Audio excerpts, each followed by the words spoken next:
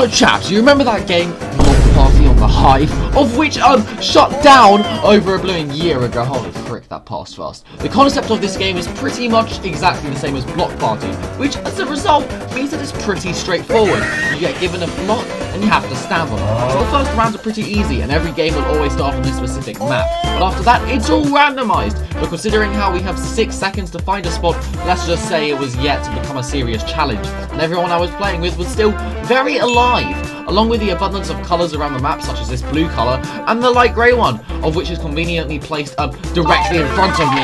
However, some colours, such as your magentas and purples, are a little bit confusing, as the blocks are terracotta rather than wool. It's nice to see that added stress from the Hive's minigame has carried on into Hypixel's interpretation. Another thing that's carried on from the Hive minigame into Hypixel's interpretation would also be the arena, more specifically the outside bits, look eerily similar to what they would be on the Hive. Unfortunately, it was at this point that we realised that Capril had perished at the hands of the magenta blocks.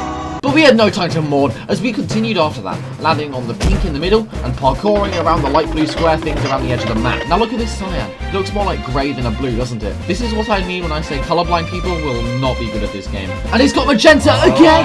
But this time it's crueler because there are all of these alternative blocks around it. Same with purple, of which was also confusing to attempt to pinpoint its exact colour. So I just ended up going for the darkest one there, and somehow worked. And bearing in mind, round 12, the speed had pretty much halved. Oh, but don't forget these beacon things, which are power-ups! And the one I got teleported me, which was inches away from screwing me over, but the key point here is that it didn't. And the other colours, such as dark grey, nearly screwed me over as well. As you saw, my attempted sprinter was probably black or brown terracotta, and oh look, the Hypixel version even has that weird acid rain that the Hive had. I'm starting to think this is a bit of a copy. So after observing the deaths of other chaps, it was now just me and this other girl. And with the round speed now at 1 second of waiting time, it was getting pretty damn intense. As evidenced by how I nearly missed that green one and oh shoot, wait no, she fell too. Which meant that my first game, I had won. Or at least I had a draw in. So that's Pixel Party for you. Literally just Block Party but for Java players, which is great considering the Hive chose to close its doors in favour of Bedrock Edition, so I mean, I don't mind that. Bedrock Edition. You see this? A new game, but the map still remained the same.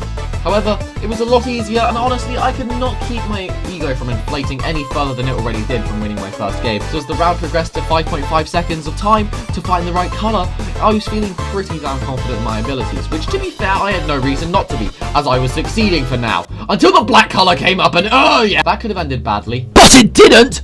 Though honestly, the only thing worse than falling at that job is knowing that people aren't subscribed to GK Mason, which is something you can fix right now. A lot of the colours such as orange and cyan were found in abundance, which made locating them pretty easy, but other colours such as this yellow one were harder to find. And the pink, which turns out wasn't in the corner! After that humiliating loss, I needed to redeem myself.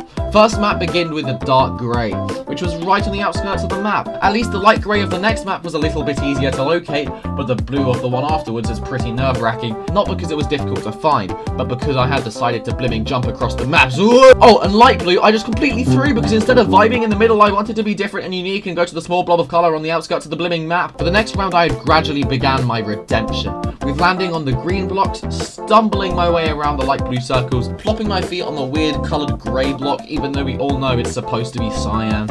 I did some risky parkour between the white coloured terracotta, and then had to sprint towards green, not lime, as all those people discovered. But unfortunately, the colour red was my next failure. The next game, I would have to give it my all, to attempt to redeem what I had achieved at the beginning of the video.